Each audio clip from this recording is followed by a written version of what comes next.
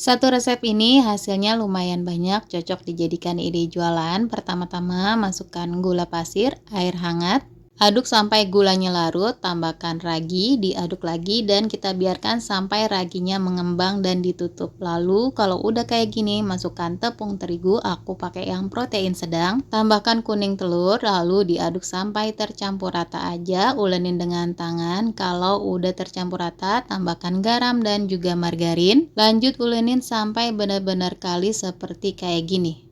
Nah, kemudian ini kita akan diamkan selama 1 jam. Kalau udah mengembang kayak gini udah cukup, lalu kita potong menjadi 16. Kalau hasilnya mau sama rata boleh ditimbang. Lanjut kita bulatkan dan rounding seperti ini. Ini didiamkan lagi selama 20 menit. Setelah 20 menit dan mengembang, ini langsung aja digoreng di minyak yang sudah panas. Goreng sampai kecoklatan dan matang. Kalau udah matang tinggal diangkat, dinginkan terlebih dahulu baru dikasih topping.